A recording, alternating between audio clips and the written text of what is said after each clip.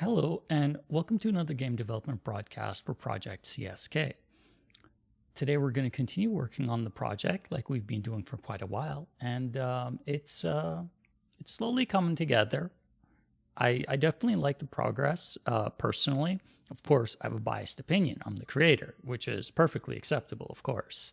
But my focus has now shifted to the game room, the UI, and the inputs and whatnot, which is definitely has some challenges to work out. Because before, so in the other version of the same project, right, that I'm slowly transitioning stuff over into this new project, we were using purely 2D. And when switching from 2D camera to 3D, 2.5D, should I say, there's some interesting challenges that come with it that needed to be addressed. I mean, of course, I was aware of it at the time, but I just needed to make the functionality. And now that the goal is to make a alpha client that's playable, and we're no longer prototyping functionality, not necessarily like before anyway, then we have to make it work, right? And we have to make it be playable. Of course, there's polish and cleanup and bugs and that kind of stuff, like some user UI, UX kind of stuff. That'll come a little bit later, but for the most part, though, it's definitely going well. And I do try to write about these things in my dev journal that I try to do it every 2 weeks or so. So I did upload a dev journal last week, just covering some of the stuff. So if you want to just kind of be aware of the general idea of where the project is at, what's being worked on, what are some of the challenges, the dev journal is an excellent read. You can read it all the way back to as far back as you want to go, pretty much. Of course, there's gaps in between. But so the idea is to pretty much keep you guys up to date for the most part of the progress of the project. I know the project is really big. Let's be honest. It's really big project, especially for one person to do, but that's what makes it interesting for me. And that's something that keeps me coming back, because it's the challenges to me that make it worth it, right? But the idea, like I was saying, is to just kind of keep you guys in the loop. Slowly, we're incrementing towards a playable alpha client is the goal. And then we'll slowly just keep going from that point. But right now, what I want to do is try to get the now that the gamepad input on the UI and stuff is working well, what I want to do is get into the game rooms, the game room creation where you play like Bomberman type of games, whether it is in teams or in classic, everyone for themselves. Teams would also be blue team versus red team, whereas classic, everyone for themselves. So that's kind of the idea. And I was working on it over the weekend, and I made some really good progress on certain areas. And there were some interesting challenges that I came across as well. One thing I do want to do sometime in the future is build a texture atlas. So the texture atlas is something I have limited experience with personally. I was using a Sprite atlas before, and the Sprite atlas is good for the stuff that's related to 2D sprites, but sprites are not textures, right? I mean, you could make a sprite into a texture, and you could make a texture into a sprite, but when you bring them into Unity in the application, it's one or the other kind of thing, right? And that's fine. But so what I got right now is what you're looking at is the beginning of the game room, the very, very beginning of it, pretty much. I got 2 cubes coming in. I finally fixed the lighting. I had no idea what was going on. That was my first time experiencing this kind of thing as well. But so what you're seeing is a cube, right? But what does this cube consist of? So the idea is that the cube is a prefab. And the prefab can be anything I want it to be in terms of the cube. It can change its visual appearance based on the texture that I want it to show. So there's only one cube, right? And there's only one prefab, should I say, for a cube, right? But what I'm doing is I'm changing its visual appearance by a script. So this one here, if I can find it. So that, then environment, and then cube. Let's focus in on it, and let's change to this is better. And let's do this. Move that over. Move that over. Okay. So there's our two cubes. We only use two faces of it because it's 2.5D, and the camera will not be changing its angle of view. So we only need the front face and the top face, right? Right now they're showing the same thing. And the way that I have it working right now is that the cube has a texture that's applied to it via one of its faces, or should I say the one of the two faces. So this face is the ground cube. So let me go to it. Okay, so this face has this, right? So the way that I'm doing it via script is that this is going to be the beginning of a texture atlas. Yes, the beginning of a texture atlas. For a second there, I thought I said Sprite Atlas, but it's actually the beginning of a texture atlas. So I have my cubes, and they have two faces, the top face and the bottom face, and it goes left to right, bottom up, because that's how textures work inside of Unity. You use the positive X and Y, you don't use the negative. So what I did is I just made a simple script that kind of just slices it up based on the size of the image that's being provided. So this image is 512 by 512, and then also the size of the cubes, because these are consistently the same, right? So they're on the horizontal and on the vertical, they're the same width and height, regardless of the face and regardless of the cube. So that makes the calculating quite a bit easier to calculate the face. And the end result is get this nice little cubes. By default, they just look like that, so I don't care. But I can select any one of the cubes, and I can change its variation index. So this one is variation index 7, and this one is variation index 2. So then when I go and play it, they change to what they're supposed to be.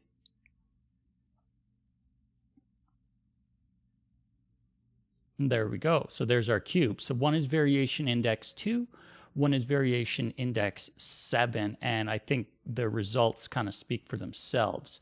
Of course, initially I was thinking that I would use what's it called, that code thing for the cube, what's it called? Execute in editor mode. That's what it is. So the reason why I'm not executing in editor mode, which is what I was initially thinking I would do, is because when you execute in editor mode, okay, because it's a prefab and I'm grabbing the faces and then applying the alteration to the material offset, so the texture offset and the texture offset scale, which is really the tiling. When you do that, Unity gives you a warning that says, hey, you're creating a memory leak here, and it gives you a warning for every single face. So every cube times 2, per cube times 2 warning messages times X number of cubes, and that's how many error messages it gives you. So the more cubes, the more error messages. Even though that is by design what I want to do, because it takes it, creates a duplicate, meaning creates an instance of every single face and then applies it back to Unity, that's a memory leak error, which is fine. That's understandable. So I looked into suppressing it, but I don't have the error code to suppress it. So I can't suppress it because I don't have the error code, and I don't know how to find the error code because Unity doesn't provide it. It just gives you this warning thing. So I was like, you know what, forget it. It works. I know it works, and that's okay, right? So if this is the default visual appearance for now, I'm okay with it. It's not a big deal. What's cool is that when you run it, you get exactly what you wanted to render. So what I'm going to do is I'm going to create a game room with the old client and throw a one of my test characters in there. And then what I want to do is, because that was the last thing I was working on. So before I move on to some of the UI stuff and the UI input or touchscreen controller, I want to just kind of have a look at that first, and then I'll come back to it.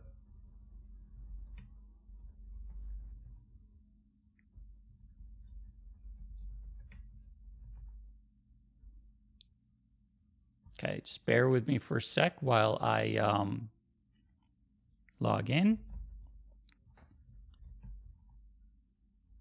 Okay, and then I'm going to create a room. It doesn't really matter. Okay, so we have a room created on one of the test accounts. And then what I'm going to do is,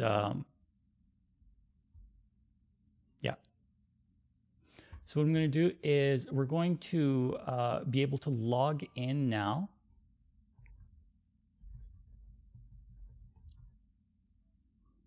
And then go into the game room that's available, and there's our game room.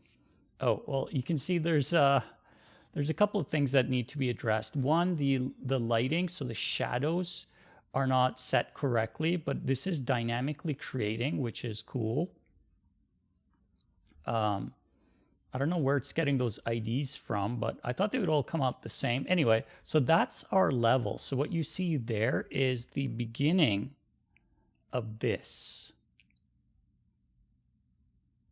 right? So what you're really looking at there is the inner tiles where you can stand on here. So instead of it being 2D like this here, now they're being represented as 3D cubes. So this matches horizontally and vertically the count and the tile variation. Of course, the tile variation on here varies from the tile variation on here, but that's for later, right?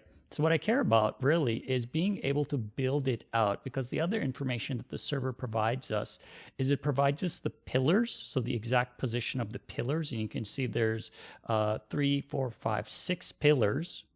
So they would be positioned in the middle areas on the appropriate ground cube.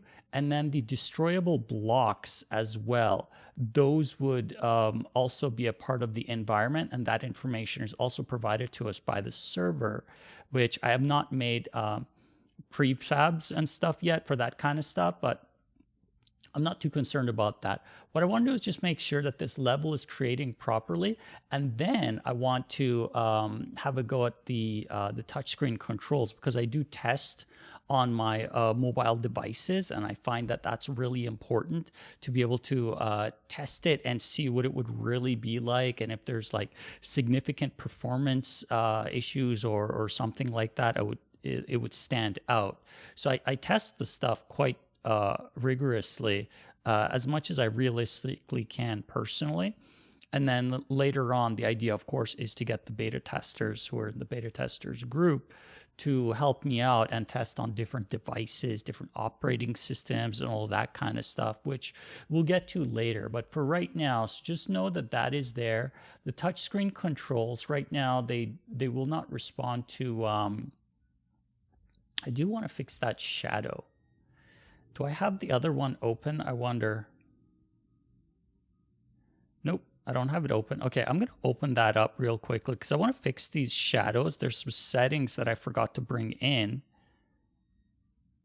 Just bear with me for a sec. Okay.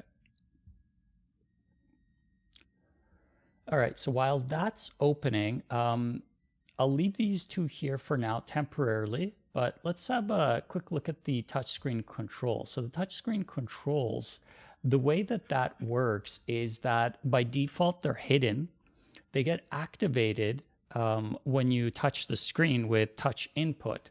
But I also built in similar functionality for when you're testing. It's nice to be able to simulate the same with a mouse. So the touch screen, where's my touchscreen controls? The touch screen, I can just go and say activate on mouse. I'll select these and also say activate on mouse. Okay. So now when I run it, by just clicking anywhere, if there's no UI stuff that's touched, it should bring up the touchscreen controls. And there we go. So there's my touchscreen controls. I can't interact with them properly right now. You can see I'm way down here. It's because it's using 2D Raycast, but we're in 3D. So I need to go in and I need to fix that. But I'll get to that in just a sec. So now that I got the old project open, let's have a look at the light settings specifically, because I brought those in from this one when I was working on the environment. So the shadow strengths, I'll need to get the lighting to match. So where's my lights? Okay. So it looks like I have, this is correct. Real time is correct, even though the position of the interface on the inspector, some of this stuff has been moved around because this is Unity 2020.3.27 F1, whereas the project I'm working on right now is at 2021.3.3 F1. So there is some differences between them, but that's okay. Not a big deal. Okay, so from what I can see here, shadow strength is at 0.3, and up here I have it at 0.1, which is not correct. So let's change that to 0.3. Actually, we should do that in the prefab. Let's undo that, because this lighting prefab is the same one I'm going to be using in a lot of different areas. Okay, so what we want is to shadow strength at 0.3 on this one. And then near plane is whatever. What if I say custom? Oh, so we have depth. I'm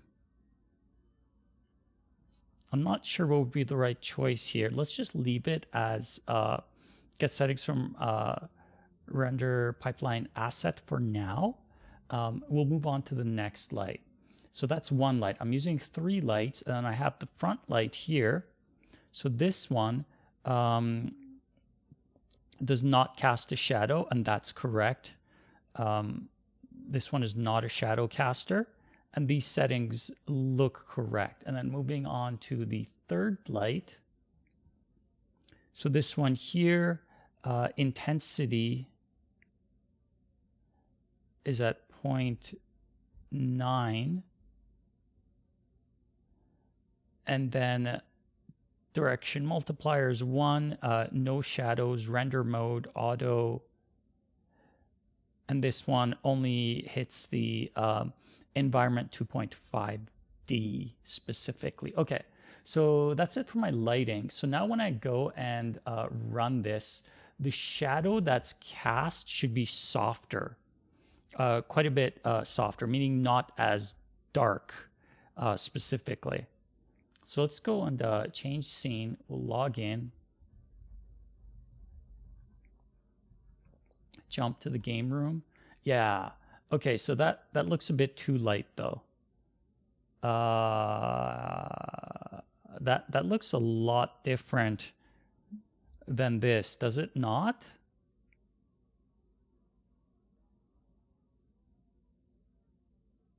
That looks very different shadow-wise. Like this shadow is the exact same settings, and it's being cast from this. So if I disable this light, or sorry, if I disable shadow, so hard shadow go no shadow, right?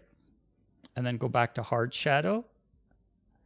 So strength is at 0.3.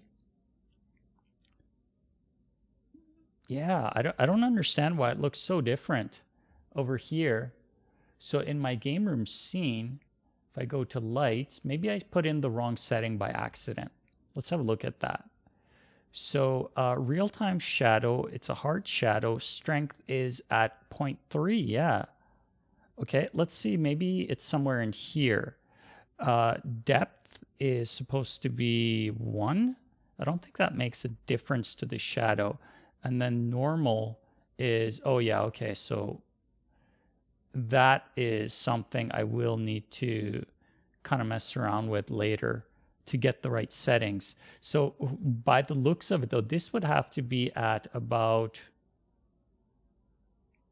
to match the other, it needs to be at about 0.5. No, maybe it does need to be 0.6. Interesting. So that versus this. So over here on shadow strength, at 0.3 it looks like this here, but at 0.5 it looks like this here.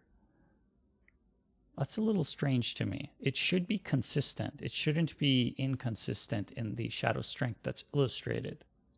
Unless there's something else I'm missing. But for right now, I'm not too concerned. So we'll go with, I guess, 0.5 just because it looks a little bit better. So we'll go into here and change shadow strength to 0.5. Okay. So with that, what I can do is I can remove these two, not remove them, just disable them because I don't want them to be there when the map is being generated. Because that information does come from the server. So the server sends us that information.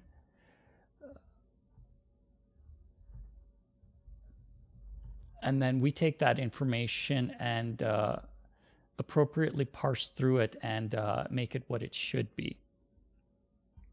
Okay, so does that look like this? Yeah, see the shadows again, they don't seem strong enough.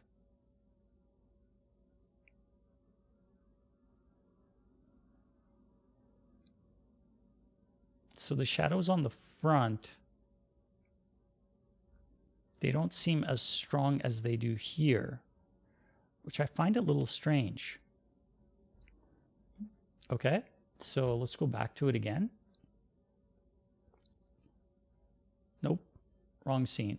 Okay, so we're going lighting. So top, that would be the top surface, but then what we want is the front surface. So this one is, okay, so yeah, intensity is at 0.6 and 1. They're the same values, but if I bring this down, yeah, it's so strange. So that looks about right.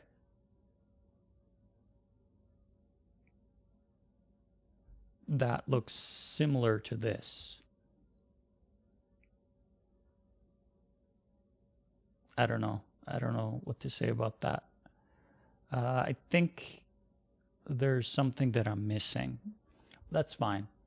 Okay, so that means we'll need to go into this prefab again and change the front from 0.6 to 0.3.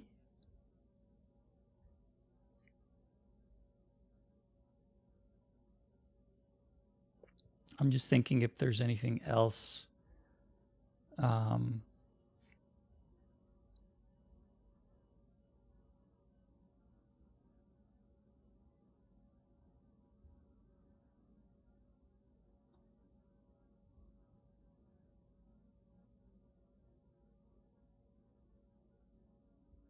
Yeah, I'll do the layering stuff later. I don't care about the layering stuff right now. I just care about the visual appearance of it. I want it to match the environment prototype that I was working on. Because then once I figured that out, I should be able to start building out some of the level.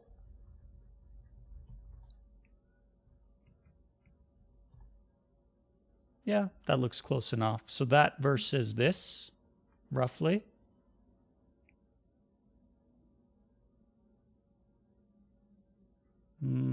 I think so. Oh, right. It changes because, so the scene got changed. Wait, is there duplicates? So it changed because the round ended and there was a new map generated. Oh, I don't know if I ever took that into consideration. Let's have a look at these. I think there might be duplicates. Yeah, that looks like duplicates to me. So when the map ends, so what I'm doing here is I'm going to defeat my slightly out of screen.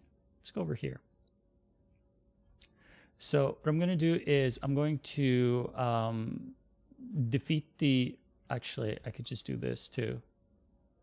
So when I KO, meaning there's a winner, the server regenerates the level, right? But then when it regenerates this, what I think it's doing is it's duplicating, or sorry, it's not clearing out the previous objects. Yeah, so it's building them on top. That's why it kind of doesn't look right. So that's why this will get bigger, bigger, and bigger. So I need to fix that first because it is dynamically generated level. Yeah, that's a lot of stuff. Okay, so when we get new information from the server, and the server says clear previous data, set map grid size. Let's see, how does the order go? Okay, so when we call clear previous data, we need to, that means at this point, the server has provided us with a packet that contains everything that we would want, which has the ground and all the variations of the ground, the pillars and the variations of the pillars, and the destroyable objects and their variations. So we have that information. So when I call clear previous data, from here, it should be clear the previous environment ground blocks. No, it should be everything. It should be clear all environment objects. Yeah, so that would be the ground cubes. It would be the pillars. It would be the destroyable objects. It would be the pickup up. No, I don't think we store that here. No, this just builds out the map. I don't know if pickup object is a part of this. I don't recall.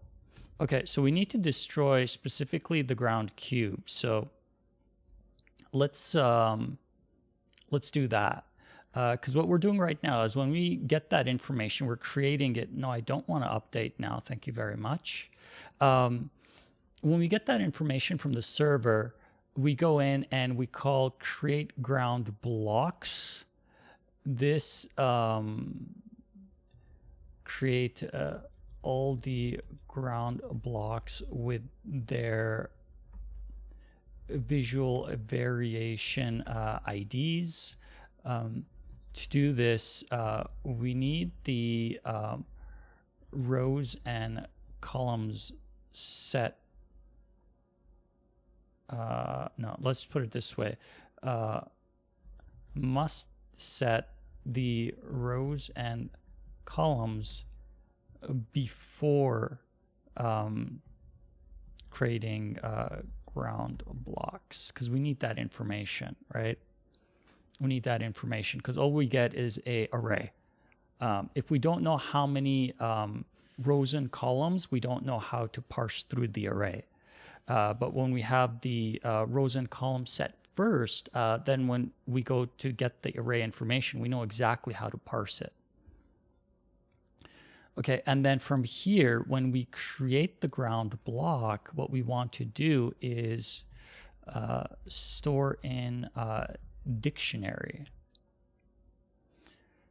Okay, so how do we store this in a dictionary as a unique object? Because the only unique thing we have is the is the grid position.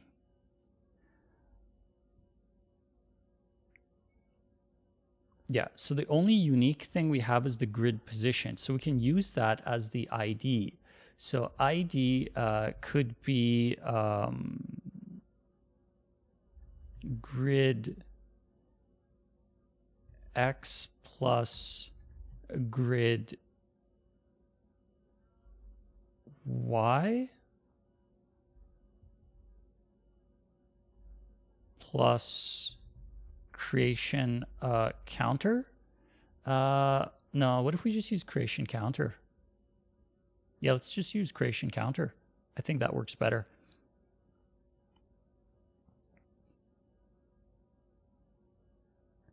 But then creation counter, we can't look it up as easily. If we have XY, I can always point to the block because I know what the ID is. If I say I want this block in this position, I can just look up XY and it'll be there. But then if I use creation counter, I won't know XY from creation counter.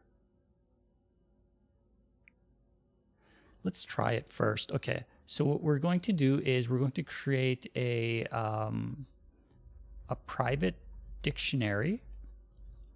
And we're going to use a string as a key. How did I mess that up?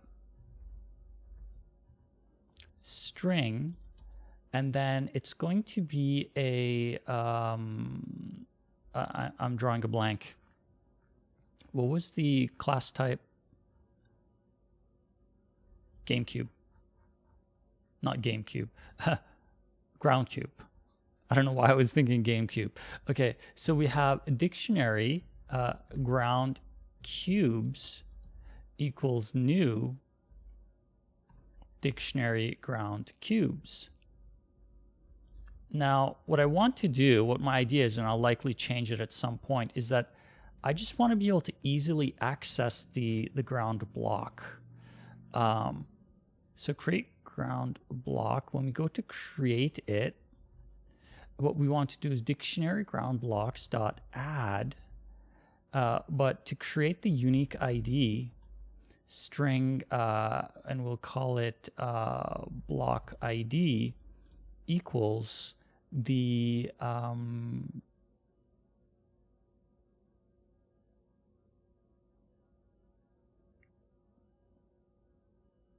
yeah, I think it's position start dot, because we'll go X first then Y, or do we go Y then X? I don't think it matters. So let's go X plus position start dot Y. What if they are, yeah, let's put in a separator. Okay, so we'll put in a separator. So now we have our ID, and I do want to test this, of course. So we have block ID, and then we put in ground cube. Now we have it stored. I do want to test this. So we'll say debug.log, and then what we want to say is, oh, we should tell it its ID as well. Yeah, we should tell the object its ID because it'll need to know what its ID is that it's being referred to as. Or does it matter? I don't think we need to. We'll see. When it's needed, we'll look it up and see. Okay, so first thing I want to do is say block ID. So block ID, and then it will be the variation ID. Variation ID, and then I think that's it.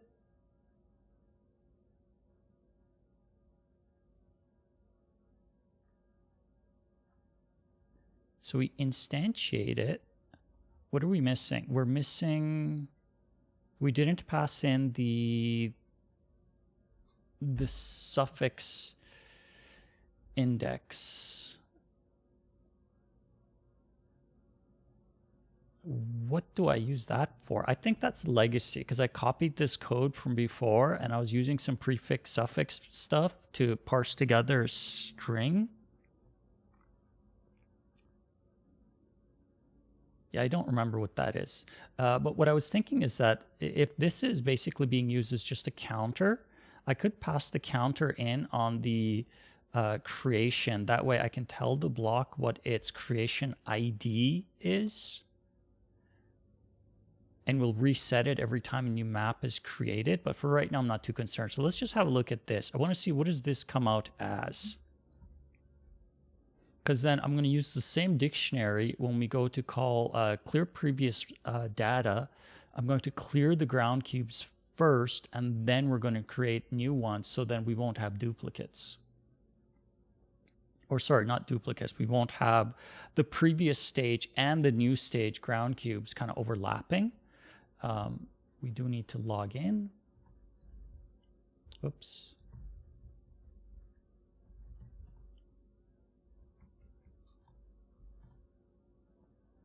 Okay, so how many do we got? We got a whole bunch. Okay. Let's collapse that. So that's a fair amount, but the round is going to reset. Okay. Did it reset? It did. Oh, I didn't see more cubes being created. Interesting. Okay, anyway, so let's look at IDs. So the IDs should be unique.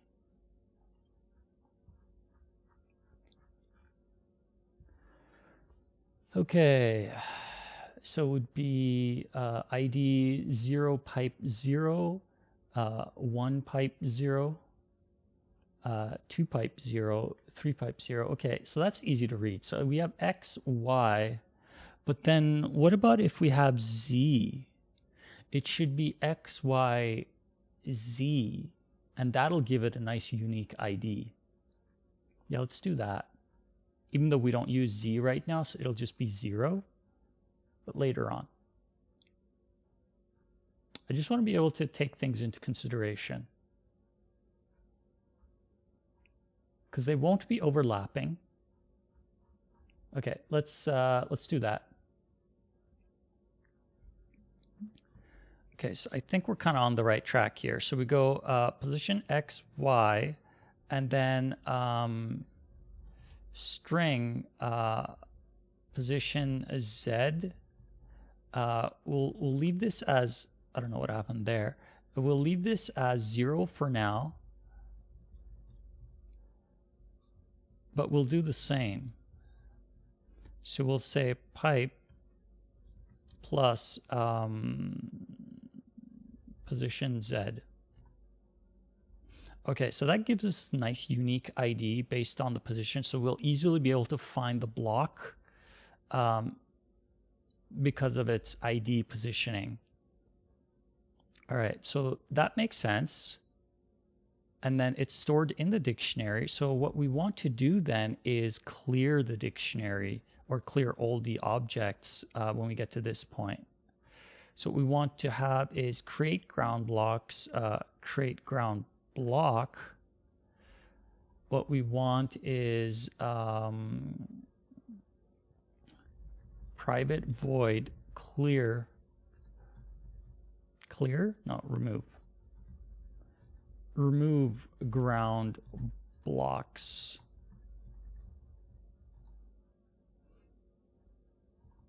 And I'm intentionally using remove, and you'll see why in just a sec. So we'll take this and put it up here for now.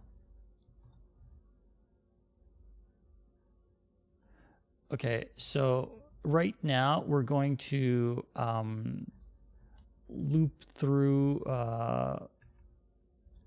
the dictionary and then destroy each block. However, so note, at later time, instead of destroy, right, put back into object pool, right? So that way we put it back into the object pool. So put back an object pool and disable. That way it'll get reused. We won't be wasting system resources and garbage collector continuously creating and destroying objects. And I do have an object pool system that I made for this game. It just hasn't been brought in yet. It's still in the other version. And I'm slowly bringing everything in, and I'm doing a kind of like a code review thing at the same time. So that way, when I bring pieces in piece by piece, I'm looking at it, I'm modifying it, I'm improving on it, and I'm trying to catch all of those things that I kept on saying before countless times, that I'll fix it later, or I'll do it later, or it's one of those things I'll revisit later. Those are the things that I'm revisiting, fixing, and addressing now. Because there was quite a bit of that stuff. And I let it go for a while, but then it got to be a rather large list. So, and then what happened was that because I was doing some testing in between the stuff, I didn't clean up properly from all the test stuff that I had. And at a certain point, I couldn't differentiate anymore between what was being used and what was not being used. So it just made sense to just take the project and just rip it apart and put it back together again in a better way. So I'm still reusing like 95% of the code, but I'm just restructuring it and improving on it. And then later on, of course, I'll come back and I'll do some performance enhancement stuff. But for right now, performance enhancement stuff is not really on my radar of things that I want to be doing. Okay, so let's see.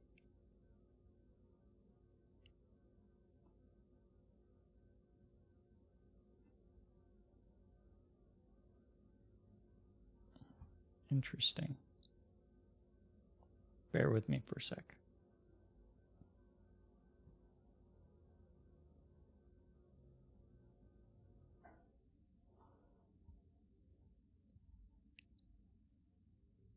Okay. Nope, we're good.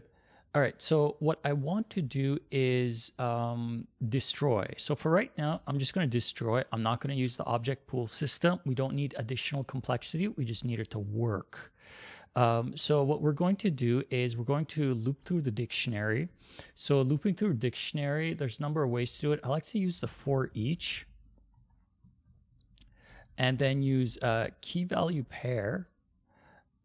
And of course, we need to tell it is a string. And then the other one was, I keep forgetting, ground cube. Ground cube, and then KVP in dictionary ground cubes, right? So this way, we just loop through it. Very simple way of doing it. I find this way works quite well because then it gives me access to the object itself. And then afterward, when we're done looping through it, what we do is we'll call dictionary ground cubes dot clear, because at that point we will have destroyed all of them. So what I want to do is when we call remove ground blocks, I want to, let's do a quick test actually, debug.log, and we'll say dictionary, if I can spell, dictionary size, dictionary ground cubes dot count. So I want to see the before, and then I want to see the well, the after will of course be empty, but this is for testing anyway. So all the objects should be destroyed in the middle here. The way that we're going to do it is use the destroy and then go straight for kvp.value.gameObject. That should destroy our objects. So that destroys the individual game object and everything associated with it. Then we call clear afterwards. So our dictionary should be clean. And then we can start again from the beginning. Yeah, so that should just be a quick and dirty cleanup. Again, of course, I would always recommend using an object pool, and I will in the future, just not right now. That's not my priority. Optimization is not my priority right now. And besides, I don't have that in this project yet, so I'll need to bring it in. Okay, so log in.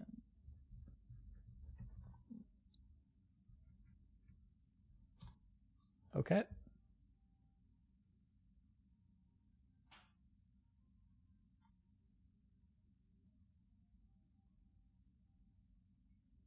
That looks like a fair number of objects. And then they got recreated and it didn't duplicate. It's the same size. Okay, so that's correct. So that did work. And this way they're not objects on top of objects on top of objects. But so another thing I quickly forgot though is I often forget, it's very easy to overlook on exit. If you're to exit, same idea though. So when environment map dot, not start, but on exit, it'll be a destroy. Do we not have a destroy in here?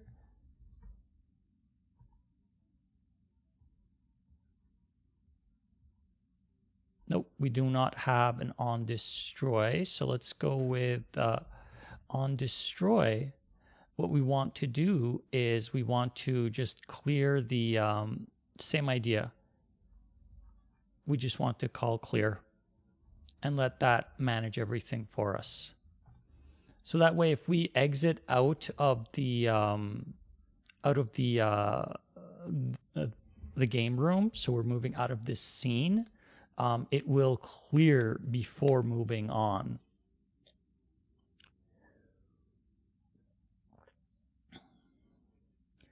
Okay, so with that, then my mouth is so dry. Let's see. So now that we have that, that means the round information is being received. We're doing the ground blocks. What we also have is the indestructible pillars. And then we also have the destroyable cubes. Okay, so we also need to do those, but that's later. But let's see, which array? So position 5 is tiles. 6 is, okay, so 6 is, why did I use suffix? I want to change that.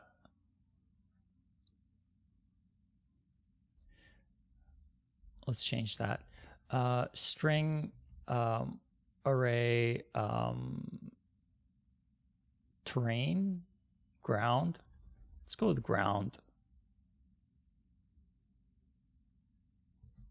Let's call it what it is, ground cubes. Okay, so that is our ground cubes, and then same idea. Just gonna grab that, and we're gonna go with string array, and this one is going to be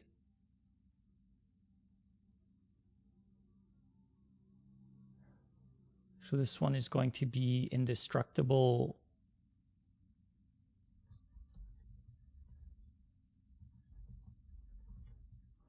So we have indestructible pillars, and that will be at index position 6.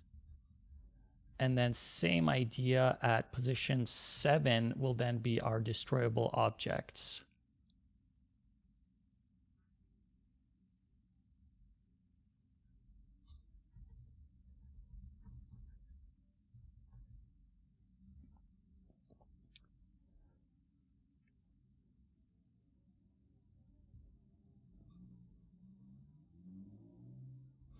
Yeah, that's fine. Destroyable objects. Okay, so this just kind of preps it for later, and I will come back to this later. But I want to fix the controls real quick, because I do like to test it on my Android tablet. It really gives me a good feel for it when I can do a quick Android build and then move it over to my tablet and have it connect to the my local server that I have set up.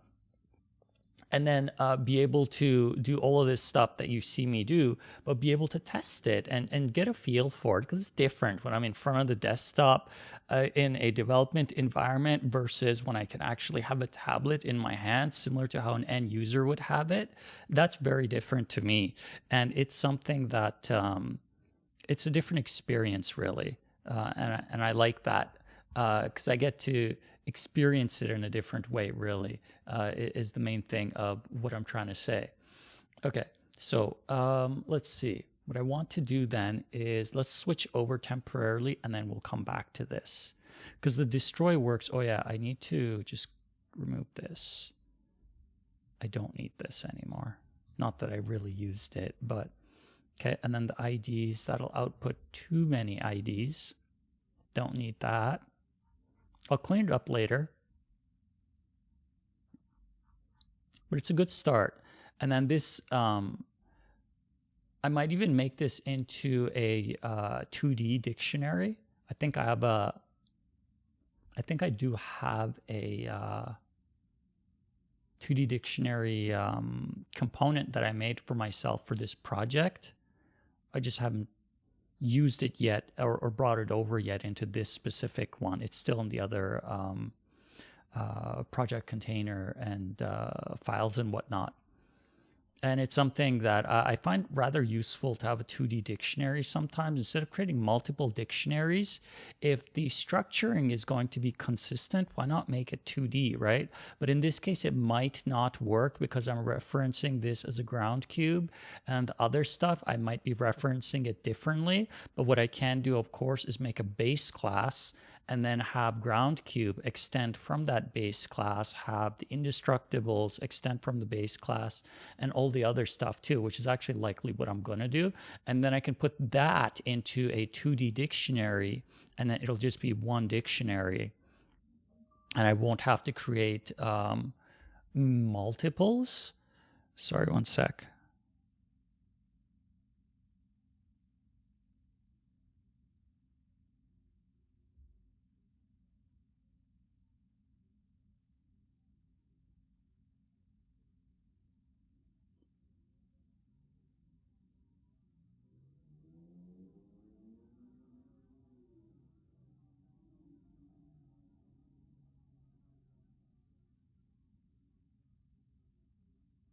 Oh yeah, okay. I'll attend to that later. Okay, so yeah, let's have a look at the controls and see how can we fix that, because it should work when the camera is both 2D and 3D. I intentionally wanted to work on both just in case I have different use case for it within the same game. So let's have a look at the controls and see kind of what's going on there.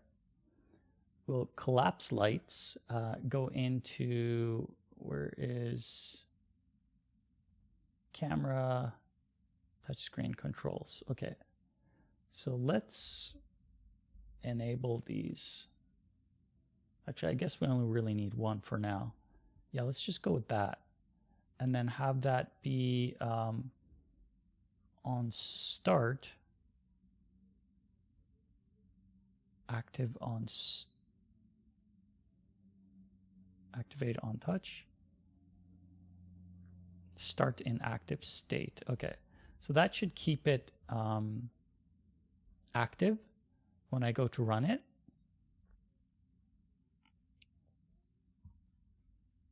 Okay, so you can see it's way off, right? It's because it's using the camera.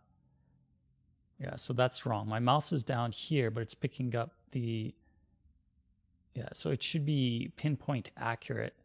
So let's have a look at that and see kind of what's going on there, because I believe I used a Raycast. Actually, the buttons are probably easier. Yeah, the buttons are probably easier now that I think about it. Let's just grab one of the buttons.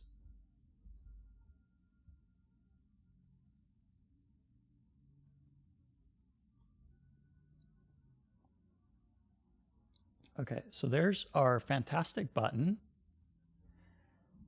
Let's open up that class and have a look at that. Okay, so there should be a Raycast in here somewhere.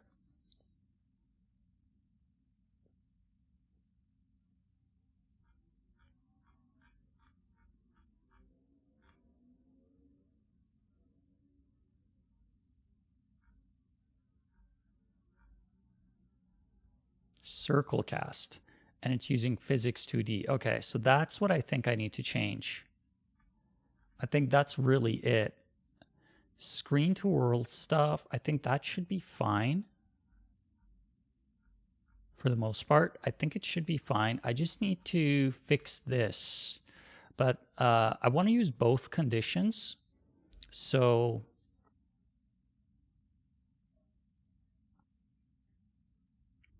let's address that, because I want it to work in both. And I custom made this button intentionally because the Unity button didn't quite behave the way I wanted it to, and then I didn't want to use a Unity button because it's more of a resource hog. It's fantastic in its functionality, don't get me wrong, but when it comes to performance, it has a lot of bloat with it that's not necessary, because I don't use 99% of that functionality. I just need it for very, very specific behavior, and that's all I need it for. So let's do this real quick. We'll say it will be a private enum. It'll be of type private enum. It'll be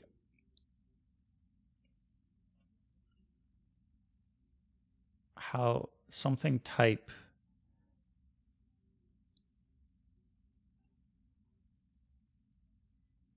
I'm trying to think of the word, but it needs to be either 2D or a 3D is really what I'm looking for.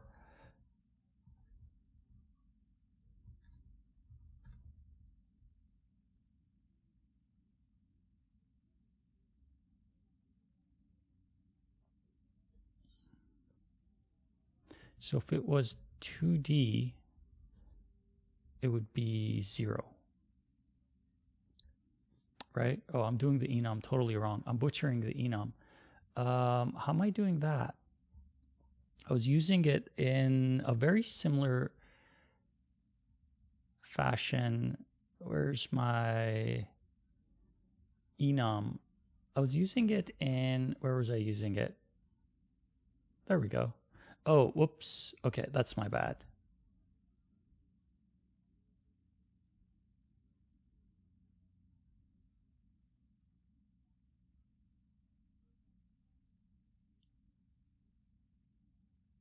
What am I missing?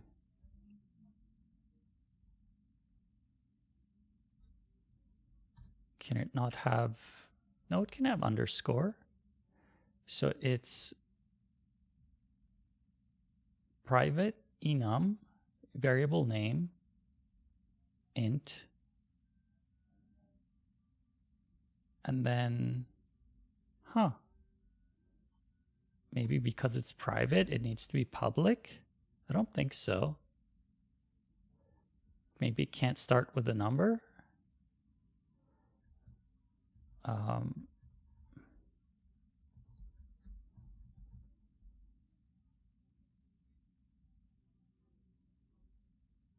Doing something wrong.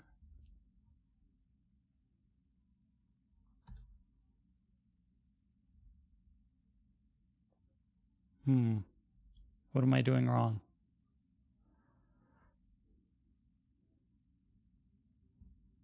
What's it telling me?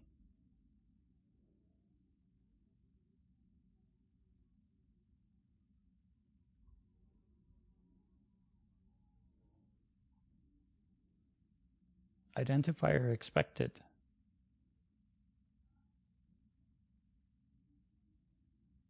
What do you mean? So if I remove that, okay, so if I remove that, it works perfectly fine.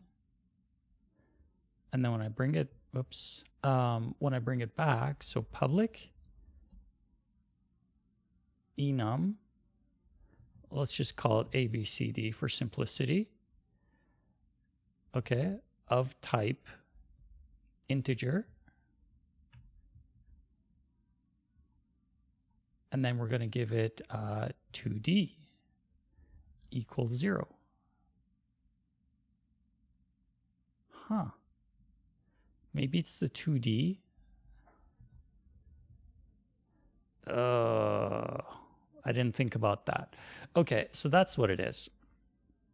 So it can't start with a number. It has to start with a character. I forget about these things all the time.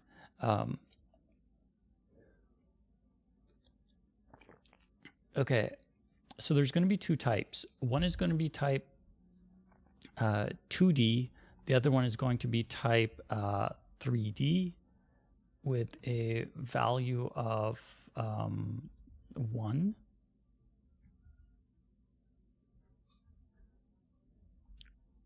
so used to... Okay, so we need to give it a proper name.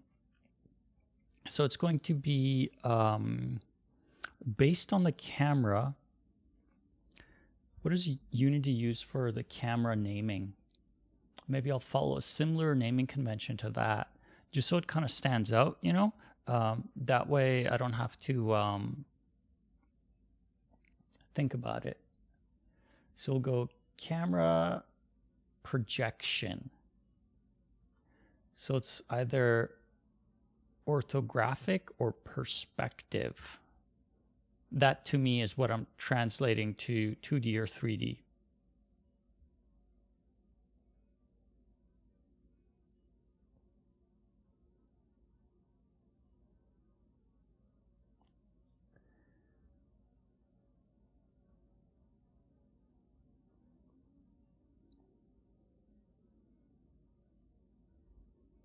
Let's go with projection type. I don't mind that because it's a part of the joystick, right? So we'll go projection type, and it will be type 2D for 2D raycasting, and then type 3D for 3D raycasting, of course. Okay, but that's our enum, so this will be projection types, plural. And then we can make a drop down out of it, which is exactly what I want to do. So we'll say serialized field, private projection types, and then it will be projection type. And default, we will use projection types. Default will be type 2D. Or in this case, no, let's go with 3D by default. Okay, so that should give us a nice little drop-down menu that'll allow us to choose. And then depending on the choice, we'll use either 2D or 3D raycast. It's kind of what I'm thinking.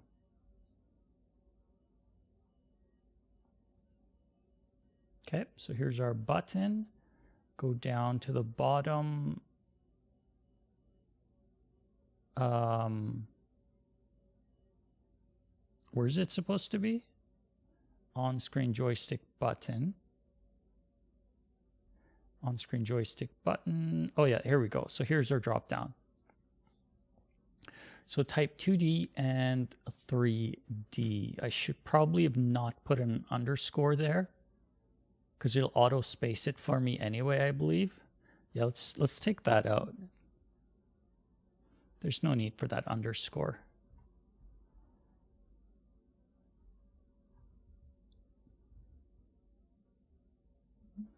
So if we go back into here, it should look fine.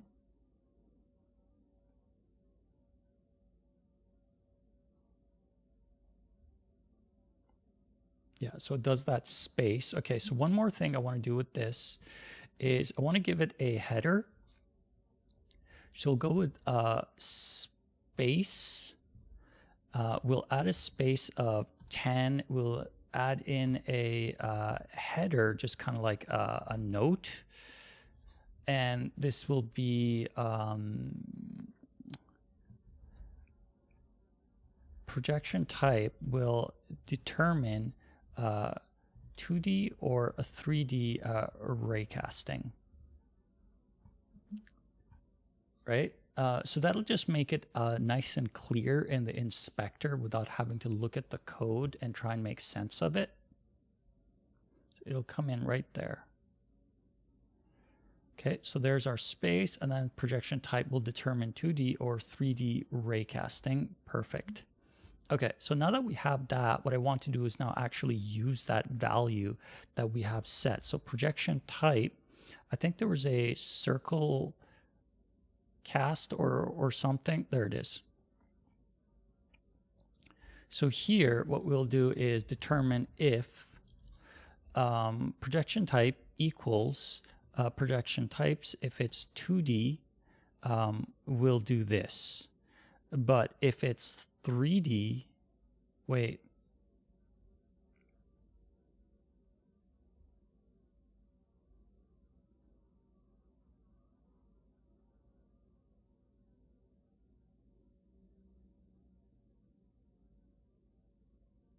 No, there's more to it than this. Okay, so this is Raycast hits 2D. I think I'll need to go up one level to put that logic. Yeah, we'll need to go up one level for this logic, and then there'll be accompanying logic with it as well. Yeah. So if it's 2D, we'll go with this.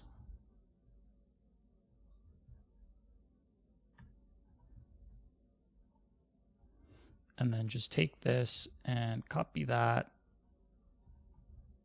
Put that in here. And then we need to do the 3D part. So 3D should be the exact same. But it should be slightly different in that it'll be Raycast hit.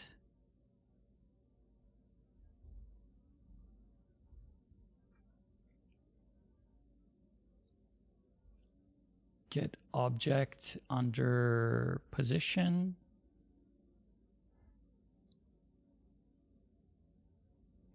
Max results of 10. Did we even use that? I don't think we used that. No, we did not.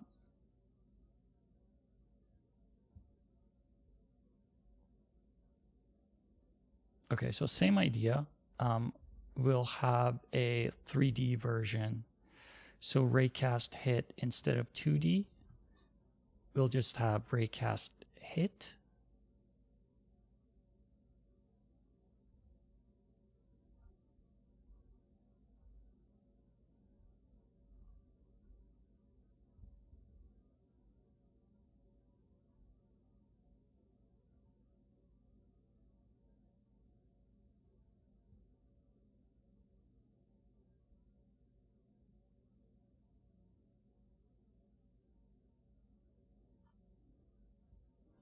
I think circle cast needs to be slightly different when dealing with 3D, because I think you need to give it a start position and an end position, something like that.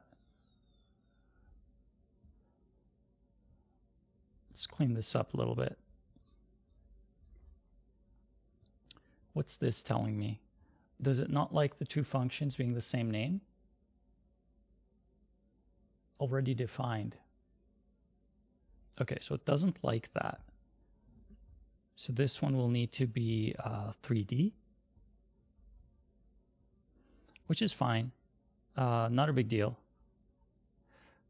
So that means this one is going to be 3D.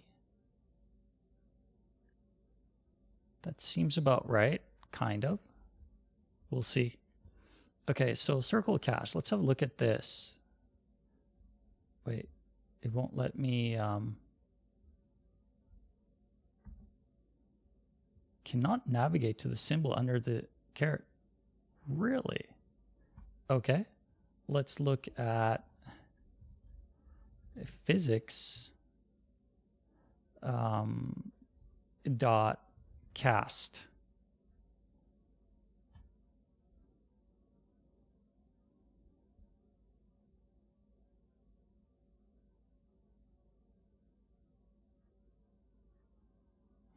I think I'm going about this wrong, because I do want to circle cast.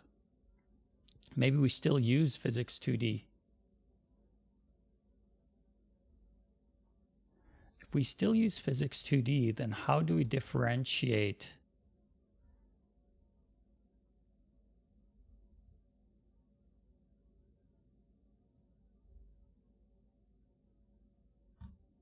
why is that so slow? My computer's running so slow. Okay, so physics cast. So the origin, the radius, the direction, the distance, and the layer mask. So that's the one the 2D one is using. So the origin is vector 2. But what if the origin was a vector 3?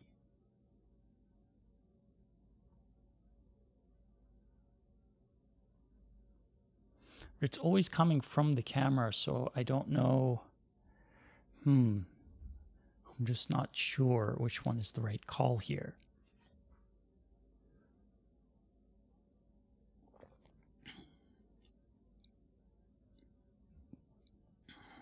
Origin should be from the camera point, should it not? Exclude from dock. Why? Okay, fine. Be that way.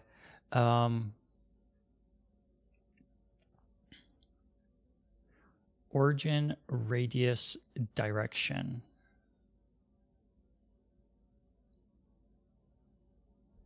Okay.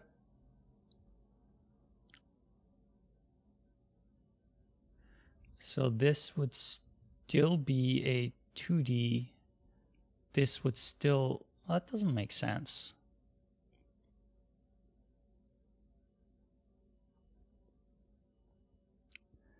So position start is what exactly?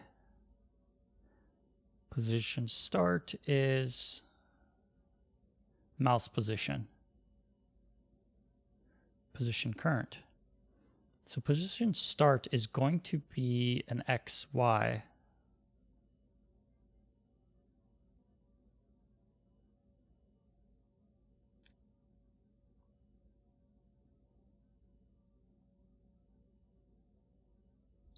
Okay. Think I'm looking at this wrong.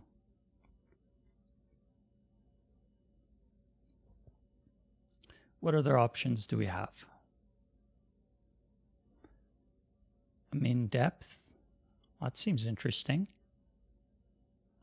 Let's look at the docks instead. I think that would be more helpful.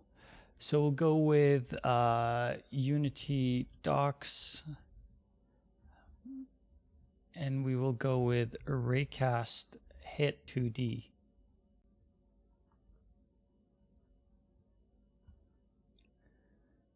Raycast hit 2D. Okay. Not what I was thinking, but sure. Physics 2D.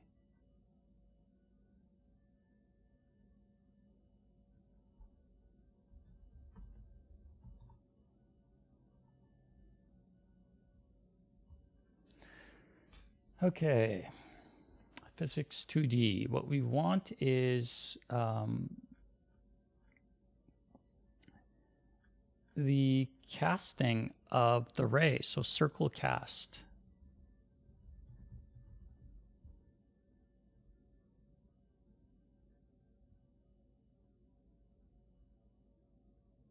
Okay, so we don't want to use that. Circle cast all.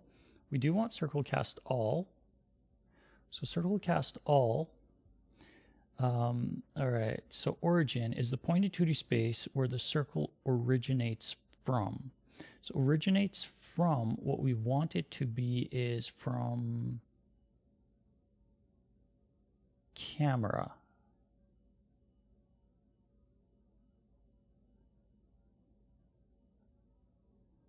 But then the direction, yeah, I think I'm doing this wrong.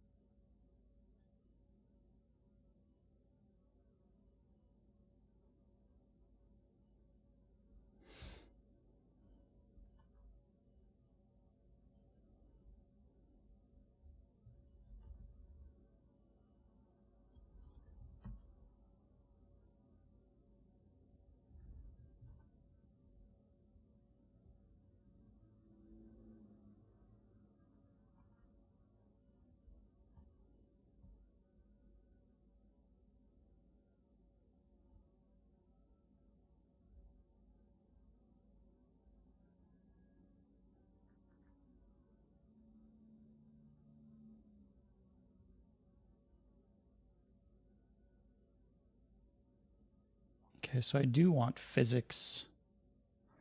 Okay, so let's go back to physics then.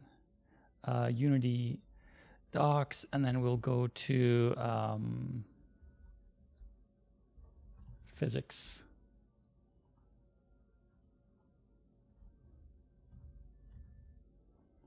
Raycast.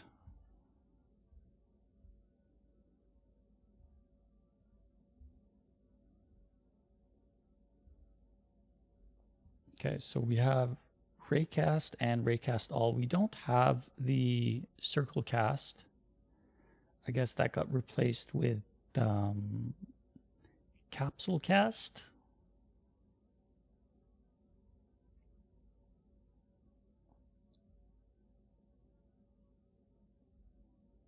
Capsule cast, box cast. Let's just go with Raycast. Let's have a look at this and see, what does Raycast all contain? Okay, so we have Raycast, max distance, layer mask, okay.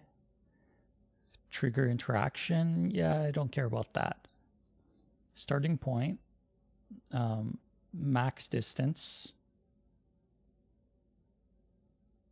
layer mask.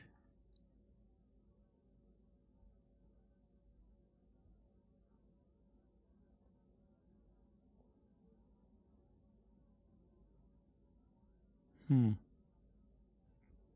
don't think that's what I want. Because I want it to have some radius to it. So if there's going to be a bit of radius to it, it'll have to be either a box cast, or it will have to be a capsule cast, or is there a sphere? There's a sphere cast. Let's look at that, because that's the next closest thing I can think of that would be comparable to circle cast on physics 2D. So origin, radius, which is what I want, direction, that's exactly what I want, float, max distance. Okay, so that's basically what I want right there.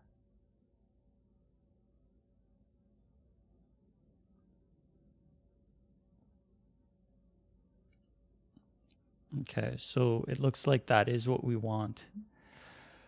Okay, so instead of this, so this will be changed to, again, at this time, it doesn't have to be super performant or anything like that. It just needs to kind of work. So physics, and then sphere cast all, position, circle radius, and then the direction is going to be vector 3 dot, I think it's forward.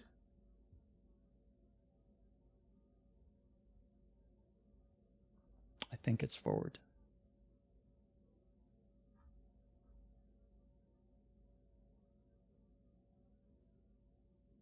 Yeah, it would have to be forward.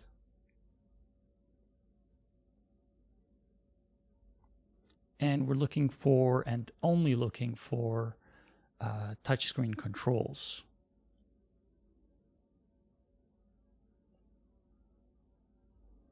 And then if it gets a hit, great. If it doesn't, then that's fine too.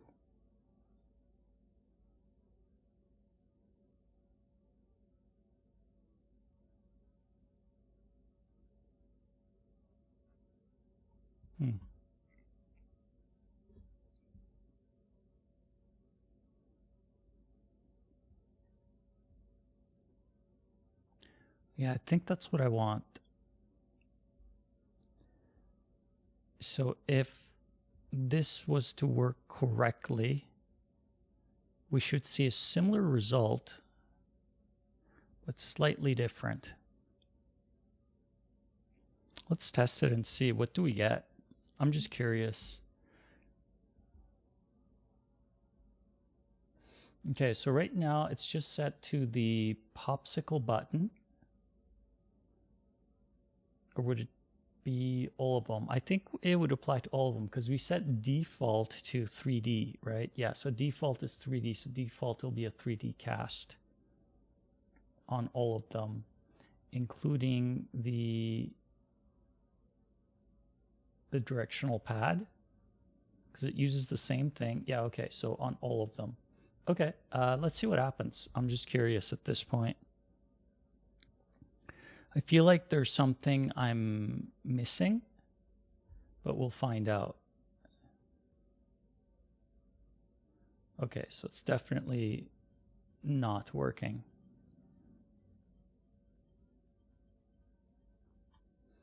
Okay. So the way that I like to test this kind of stuff is to use the draw. Where's our camera? Oh, the camera's pretty much right there. Okay, so what I like to do is I like to draw a line to see where does the line go in terms of what we're casting. What are we casting from and to, right? So if we go over here and say, what is it? Debug dot draw line, right? Draw line takes multiple parameters, start and color duration. So start would be position, end would be, actually, where would the end be?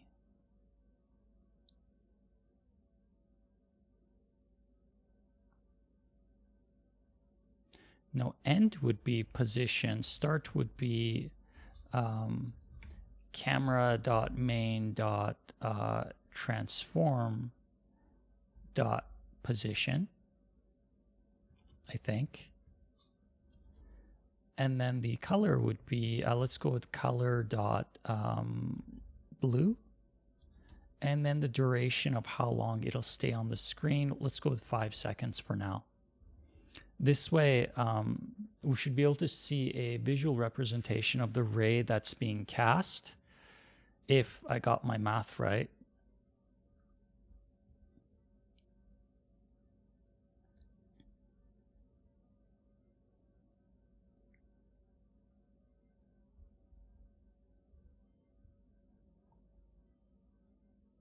It's always the simple things that you think, oh, I got this. This is going to take only a minute. And then you realize, nope, I don't got this.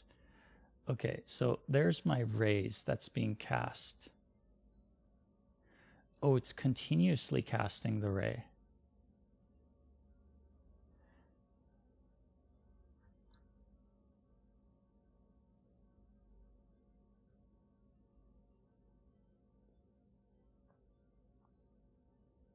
Okay, but you can see the ray that's being cast, right? So what we don't see is the depth, though. There's no depth to it. So if that is a simulating what we're casting, then that means that, of course, we're not going to be able to hit any of these buttons because we're not going forward.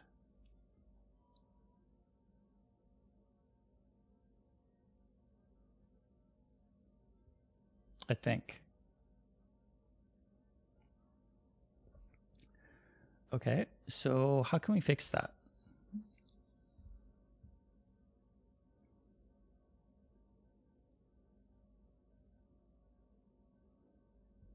So sphere cast.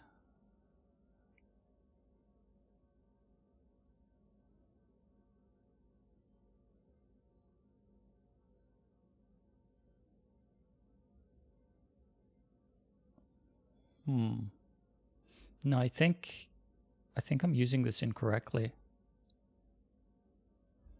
Let's have a look at draw line first, though. Draw line, start and color duration. Start. End would be the click point. Camera. Click point. Oh yeah, of course it's not going to go forward. Yeah, I think I did both of these wrong, actually. All right, so what we needed to do is we needed to have a start position. So let's actually look up an example. Unity example, physics, sphere cast all, because this is really helpful sometimes, is to see what other people have done, to see an example, because sometimes it's easier to look at an example and then realize that you've made a mistake based on how someone else approaches something. So that is going forward. So transform.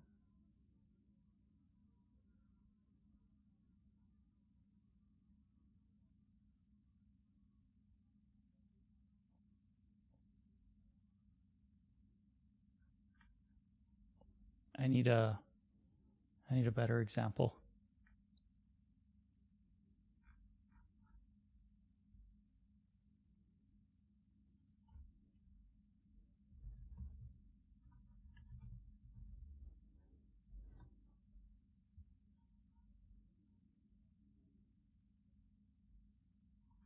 Sure, let's go with the first one.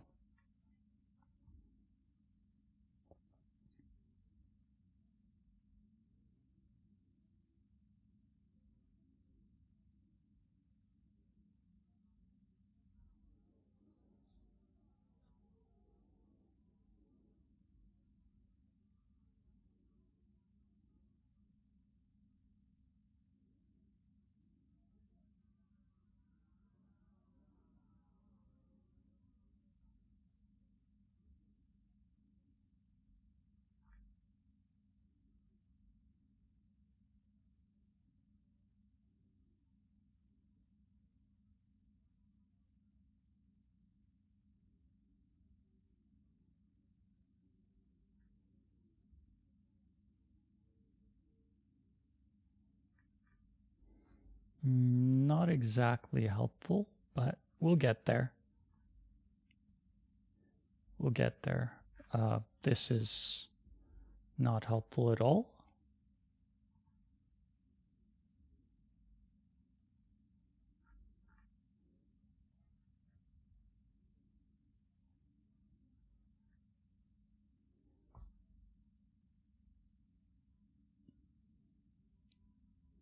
This is cut off. That looks weird. Oh, okay. I see. So let's see. Wow. All this width and you get this little bit of space to view it through. Okay, so physics, spearcast all, transform position,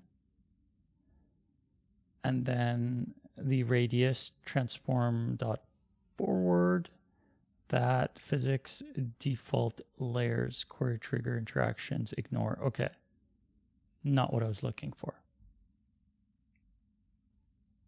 I think we're kind of on the right track, just not quite there. So how can we make this work? Because the 2D cast, the physics 2D circle cast, it of course doesn't work because it's not taking the angle of the camera into account. All I want to do is take that and make it into 3D because of the tilt of the camera, right? So if the camera is tilted, then 2D will not get us results. That's why it comes out messed up. But if the camera is tilted, then we can use physics, spearcast all. Let's have a look at this again and see. Origin, radius, direction.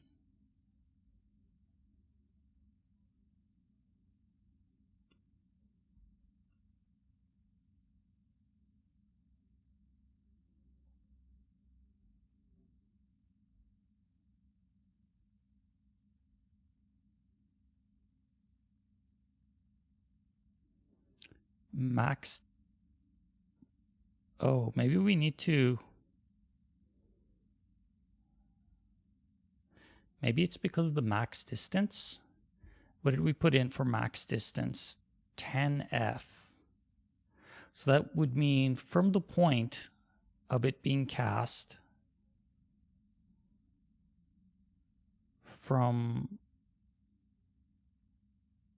position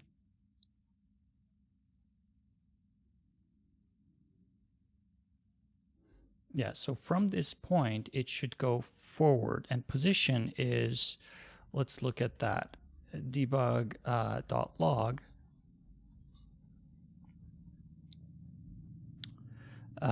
Position. So let's break it down to position.x.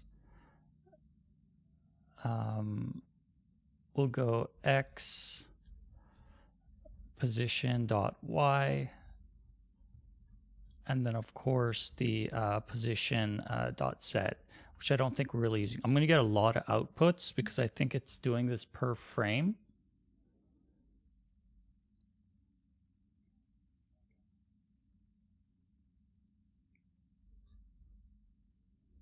I think I need to approach this differently.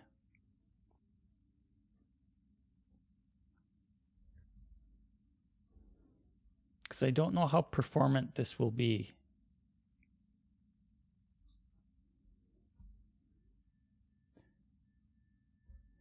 So we got X, Y, and Z. Position X is 0.79. Y is 14. And then Z is -9. If Z is -9,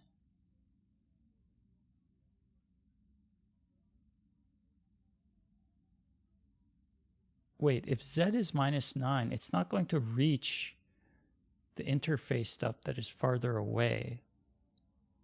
Is it?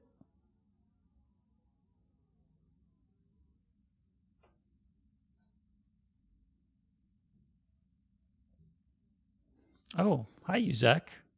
How are you doing today? Thanks for coming by. You have a good weekend?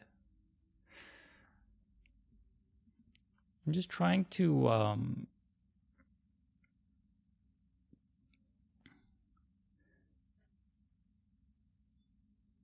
the audio stream's current bit rate is lower than recommended. I don't know what that means. You guys can hear me fine, right? I'm pretty sure you can hear me fine. Okay, so how can we solve this? Because up here, so we're at -8.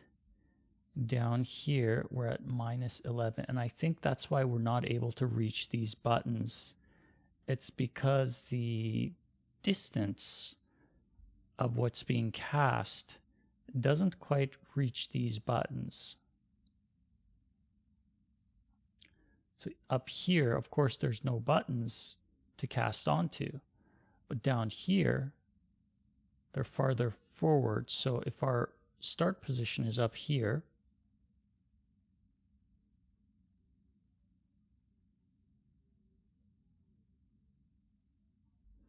if our start position is up here, and we're casting to about here, it's not going to reach those buttons that are just over here.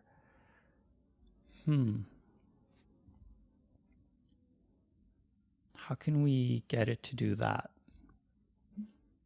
Of course, it's something that I'm doing incorrectly, but I'll get it. It might take me a little bit, but I'll get it eventually. Okay, so physics hit, sphere.cast origin,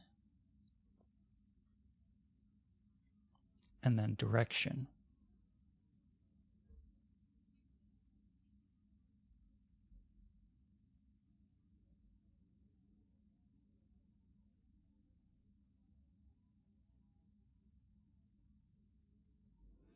I think the origin is correct. Radius. Oh, radius, direction, max distance. Okay, you know what? I'm just gonna copy that. Just so I don't keep jumping. Wait, I commented out. Did I not?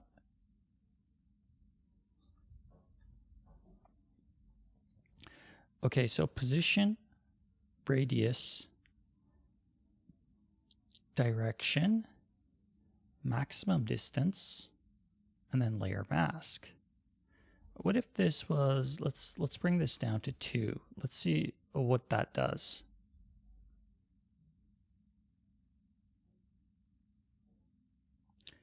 If it needs to go,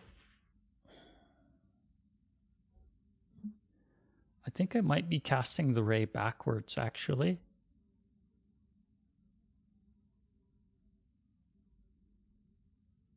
I wonder if that's what I'm doing. If I'm casting the ray backwards, that would not be ideal, but let's see what happens anyway. So with 2, with a distance value of 2 for the ray to be cast, let's see what the difference is in terms of the result that we get. Still the same. Oh, wow.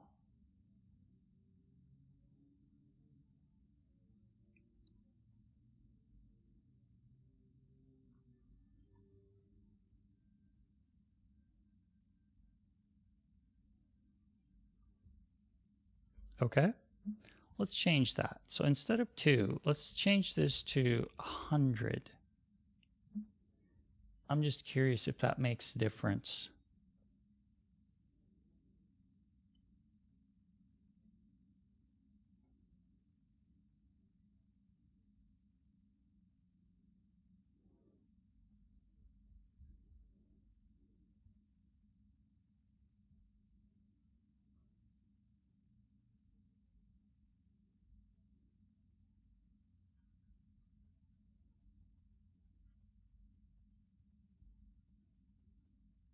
No.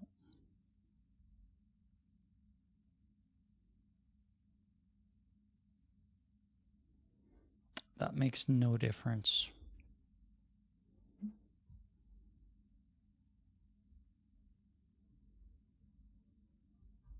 put it back to what it was. Okay, let's move forward then. Let's assume if this was working, then what would be the next step? If this was working, the next step, it would return is object in range.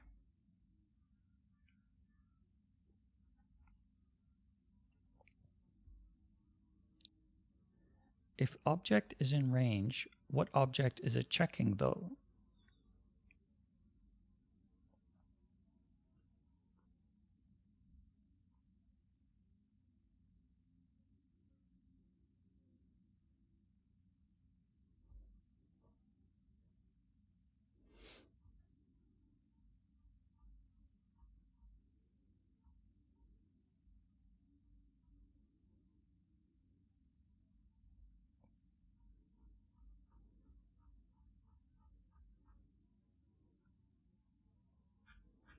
I'm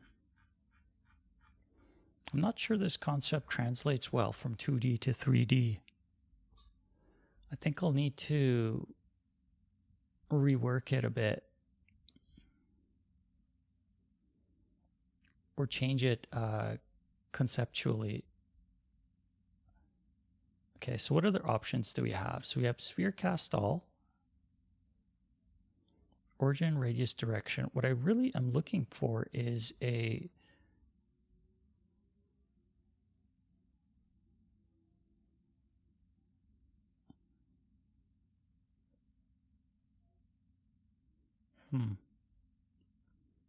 What I'm really looking for is hopefully a start and end point that I can cast a ray through.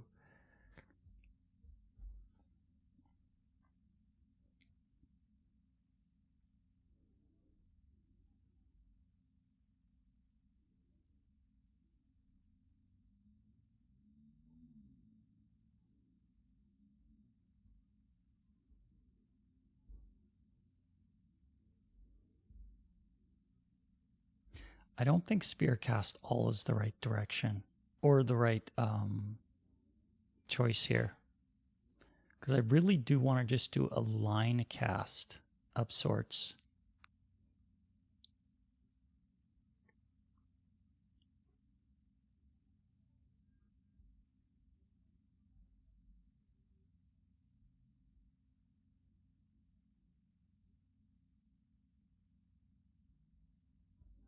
Let's see, what other options do we have?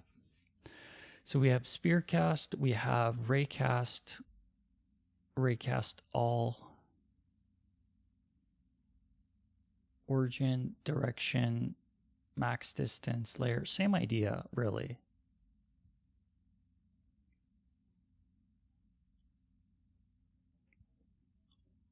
So that's really the same idea. Raycast. Okay, so I think it's just the way that I'm using this cast is not working for me.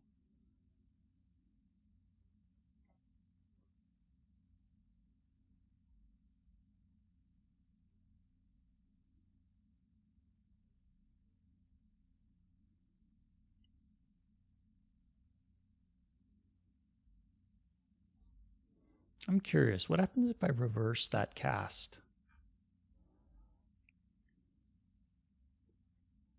What if instead of forward, we change it to a negative value? Let's change that and just see what happens if we do that. I'm curious.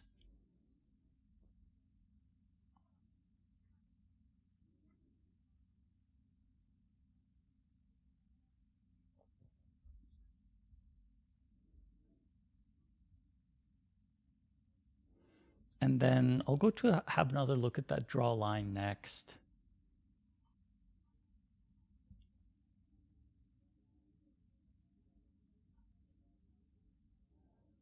Okay, so that's the draw line, but I can't. So my cast and my my draw line are not matching up. So let's have a look at that. So draw line, I want to draw a line, vector 3 start, vector 3 end.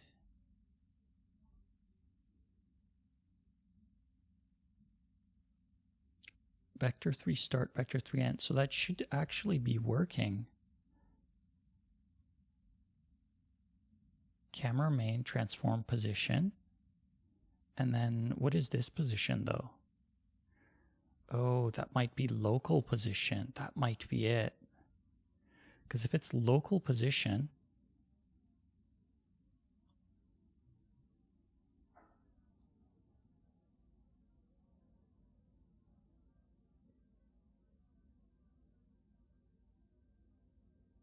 I think this might be the culprit, is that it's local position. Because that's why it's not going forward in the draw line, is because the position that we're using is local. Let's trace it backward. So from here, game object, where do we get position from? 7 different use cases. Mouse, mouse, mouse. So mouse is going to be the same, but it's always either mouse or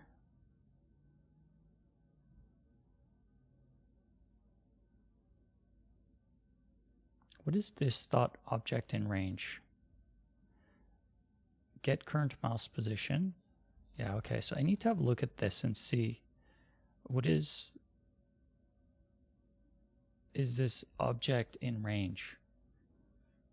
Finger position. Okay, so these are only going to have X and Y. They will not have Z.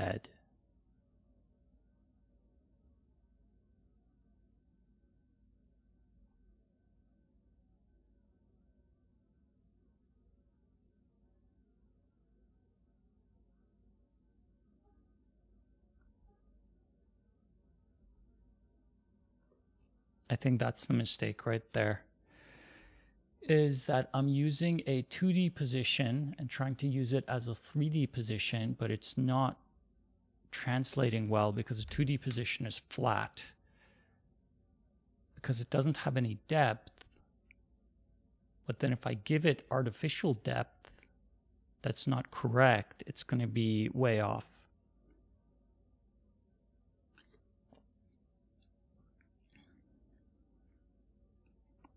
I think that's what's happening. Okay, I'm not in the right mindset to go at something complex right now. Let's go with something easier. This is not going anywhere. I'll actually leave that as is. Let's move on to something a bit simpler, because I'm going to need time to dig into this kind of logic to see it in its depth and see it from a distant point of view, like the big picture. And if I can't get into that state of mind to be able to do that, it's not going to work very well. And to get into that state of mind, I need time. And I don't have that kind of time on these short little development sessions. And by short development session, I do mean anything that's under like 4 or 5 hours is pretty short for me. Because usually to get into deep logic, you need to invest quite a bit more time into it.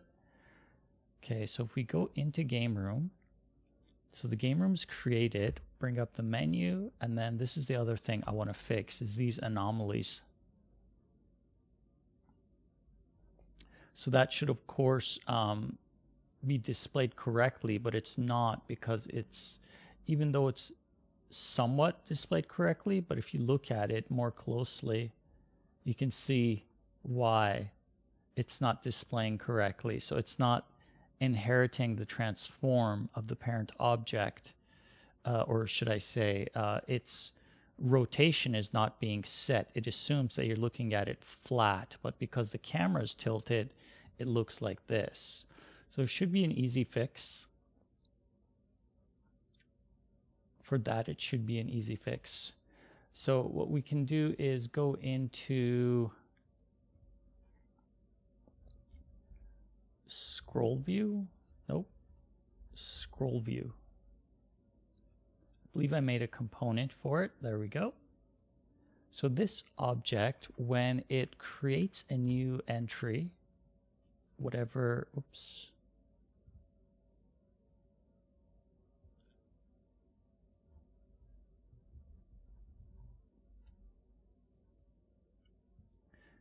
I meant to click on this.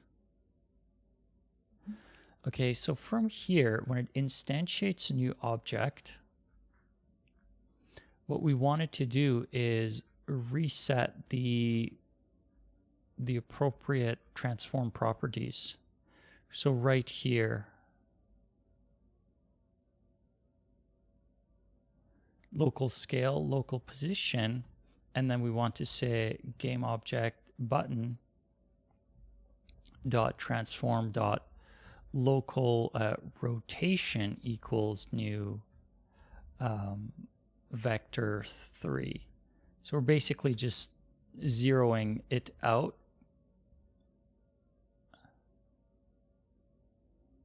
Local position, local rotation.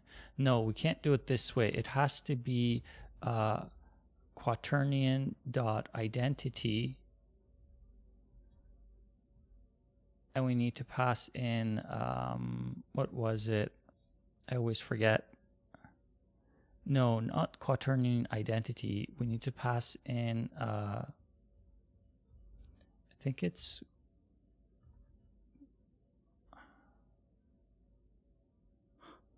I can't think properly. I'm still thinking about the what do you call it? The raycasting and whatnot. It just didn't work out for me. This is what happens when you don't have enough time to get into some kind of logic, and you're kind of skipping all over the place. So what we want is vector 3 dot no, what was that called? It was Euler. I cannot for the life of me think of it right now. It's something Euler, and then we need to set quaternion identity unity transform rotation a Euler.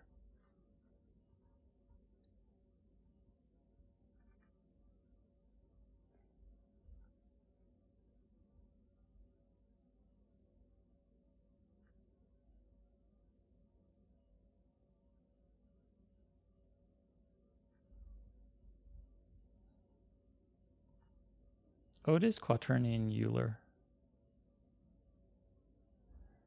Okay. So it is quaternion dot Euler, and then we need to say quaternion, I believe it's dot identity, and then we can set the x, y, z to being new vector 3 and just leave it as a blank, right?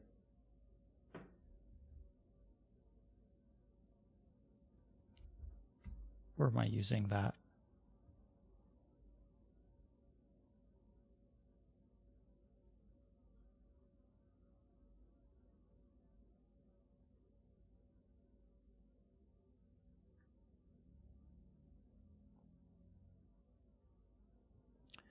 So it's quaternion Euler.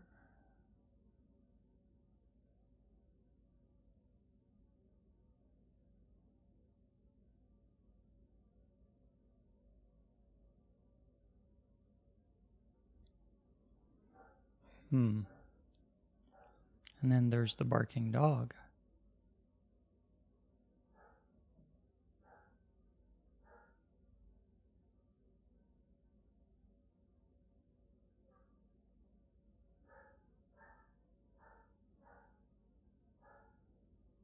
Okay, so maybe it's just XYZ then.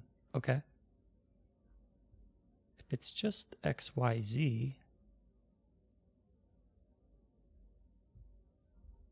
then I can say new vector 3. And that should reset it, hopefully.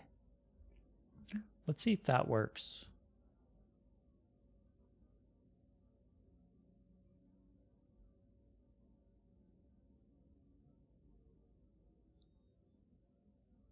Because you can't directly set rotation. You have to go through and do the angular calculations, but Unity provides you the tools to do that. It's just a matter of using the tools. There we go. So that is it. I was just overthinking it. But the positions are offset. You can see where the finger is pointing and where it should be pointing is not correct.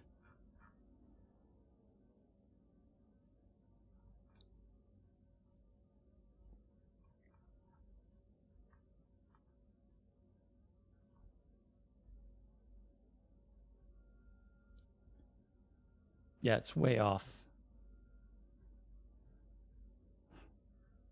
It looks kind of weird. Okay, well, that's fine though. Okay, so that means that fixed all of them.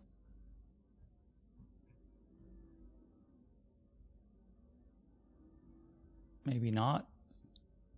Oh, the scroll view also gets messed up. Oh, wow. There's so many things that are affected once you tilt the camera. It's not a simple thing. There's a lot of factors to be considered. Okay, I'll need to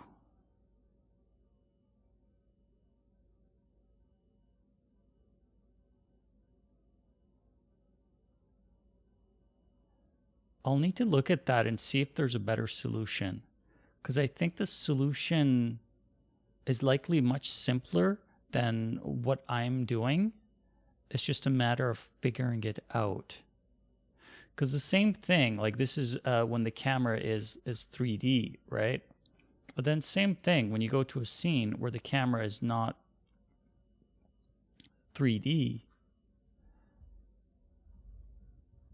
it works perfectly fine, right?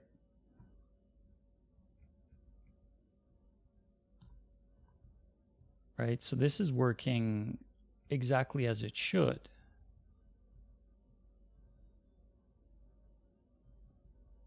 But it's as soon as you tilt the camera, then that's when things start to go haywire.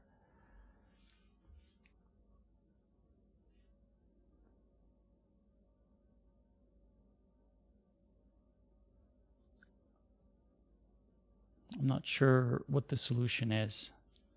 I thought that it would be that, but okay. At least we have a partial solution at this point.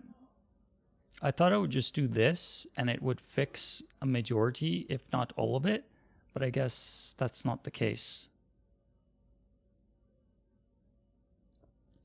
Okay, so that's another thing that I'll need to address. So what can we do then? Let's go back to the level stuff. If we can't do this, let's do something that I can do right now, which is just to have a look at the rendering or the creation of the level. Maybe I can create a new prefab for the environment stuff and then bring in some of the environment stuff. That makes sense.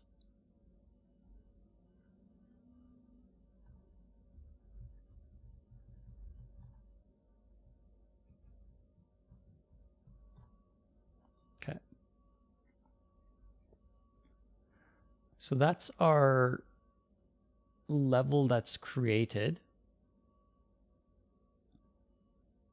What we need to do is create the, that's it being recreated. So what we need to do then is create the pillars and the destroyable objects.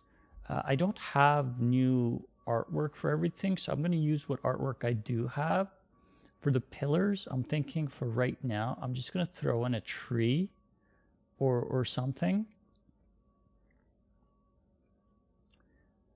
Yeah, I think that's what I'll do for now, is throw in something. But to do that, though, we need the prefab.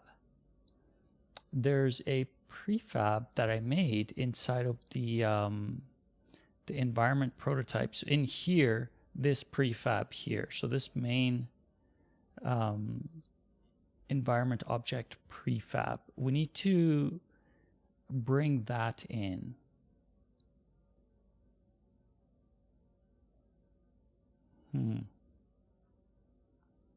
How are we going to do that? It's a good question. Let's have a look at it. Okay, so this has a standard class, or should I say a custom class applied to it.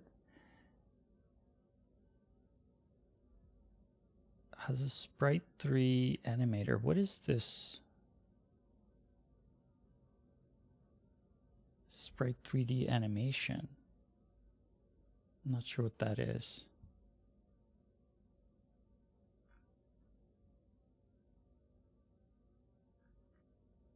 Oh, okay, that's that custom class. Okay, I made that class actually. That's why. Okay, so what we need is, that's the old one. We won't need that. So I think it's just a matter of bringing in the necessary classes.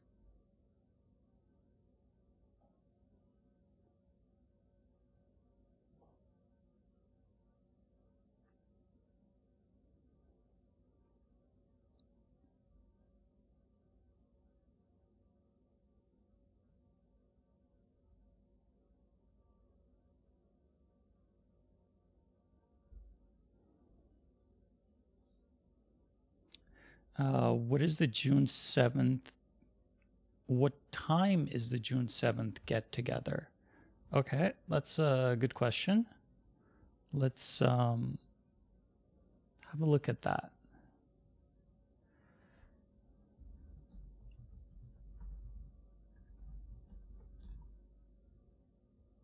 So I can tell you when I will be online.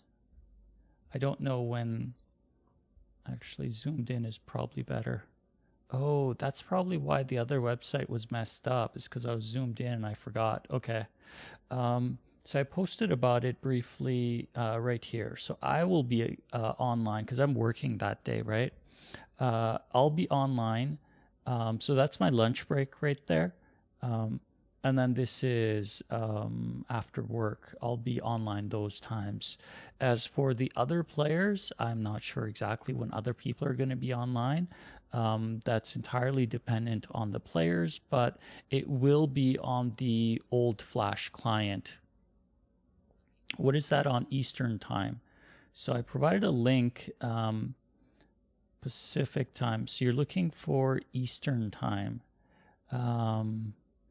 Is there conversion?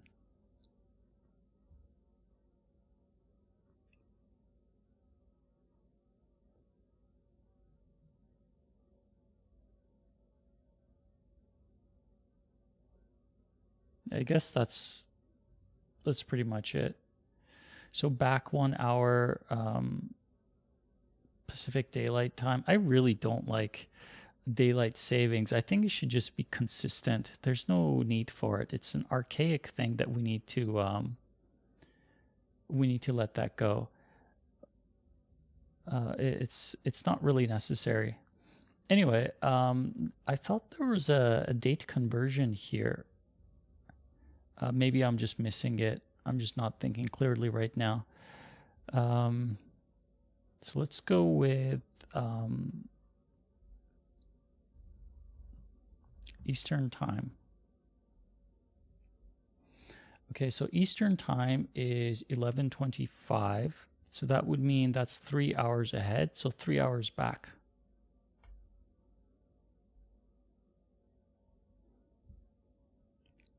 So whatever time I say on here, oh, where was it? So whatever time I say on here, go back 3 hours. That would give you Eastern time. I hope that makes sense.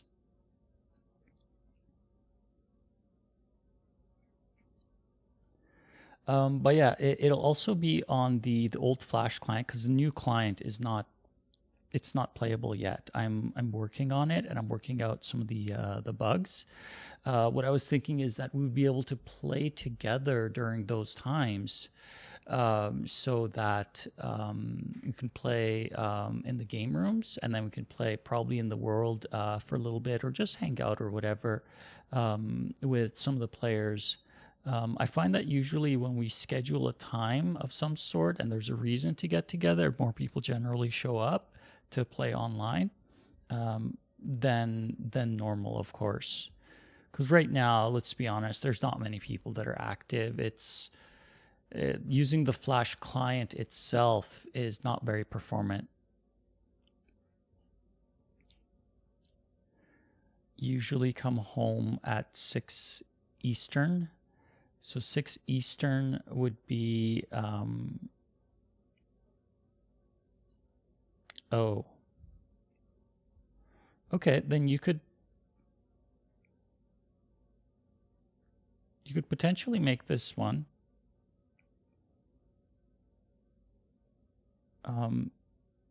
Or maybe not, actually, now that I think about it. No, you wouldn't make this one, because if we go 3 hours back, I'll be offline by the time you'll be online.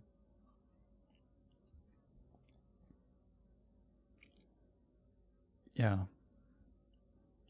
I tried to put as much time into it as I can, but I have to work around my own schedule as well. So it doesn't always work out, unfortunately. But it'll be fun. It'll be fun. If you can make it, great. If you can't, that's okay. I will likely be broadcasting the second one.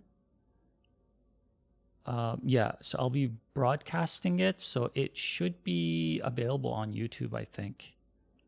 I'll probably just leave it up as a special event, because it won't be game dev like this, but it'll be something that is, I think, worth storing for a little while, or something, indexing it somewhere on YouTube, just to see. And for those who can't make it, if they want to just, I don't know, it's just an idea.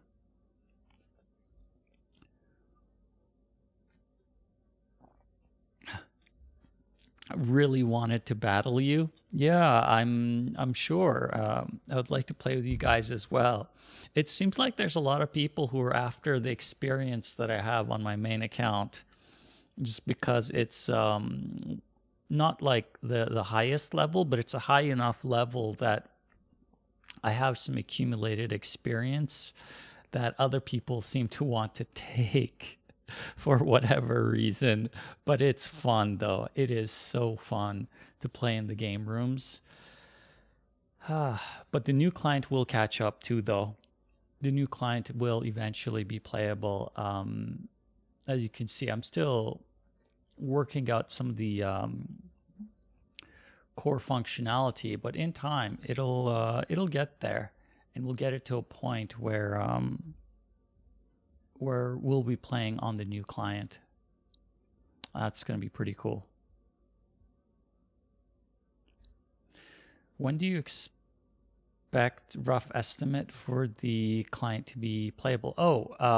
I don't have an exact time frame. I tried to previously provide a time frame of sorts, but I can't commit to something, so I don't want to say something that doesn't really make sense to try to commit to, because I don't want to give you guys the wrong information. Initially, I thought I would have a somewhat playable client within a year's time. That was completely unrealistic. Like, just getting prototypes and piecing them together and trying to get it to work, that is not that trivial to do. But to put everything together to make it a playable game where it's stable, it doesn't crash, and it has functionality, the navigation works, the interface works, and it has all the same functionality or similar to the previous Flash client, that's a lot of effort. Like this old client that I made, like, this has a lot of functionality. It may not seem like it at first glance, but there is a lot of functionality in here. This took me years to make, years.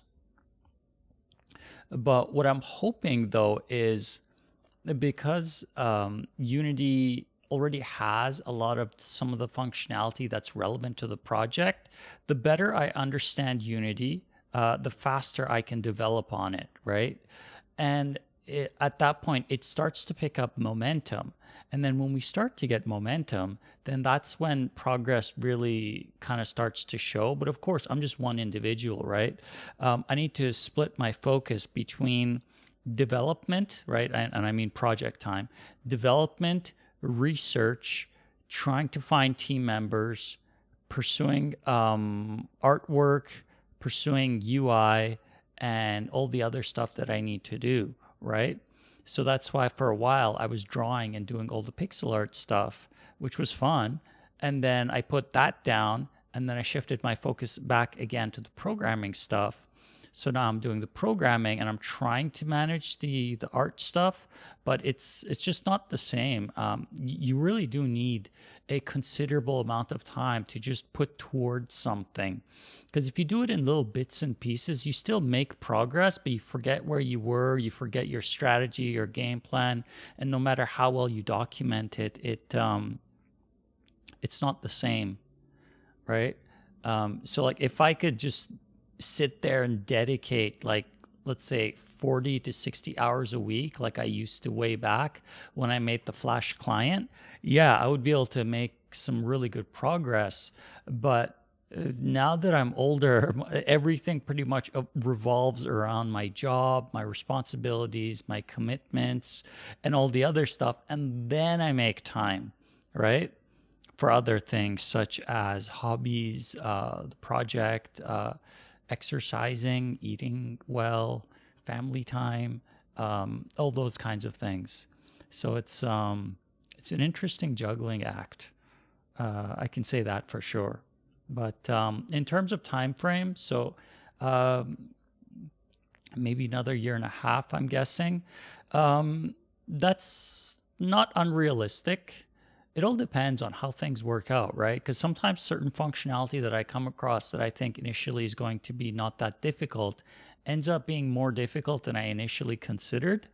So I end up spending more time on it, trying to address it and overcome whatever challenges that it has. And then there's other functionality that I thought would be maybe a bit more challenging that I get to, and I look at it and I start breaking it down and working through it, and it becomes something that's really not that difficult. But I don't really know, because a lot of these things, I'm just taking a shot in the dark, right? I'm taking a guess at how long something would take and estimating it based on an estimation of an estimation based on past experiences, which is not correct by any means, right? But ideally, I would like to have just game rooms like what I'm working on right now.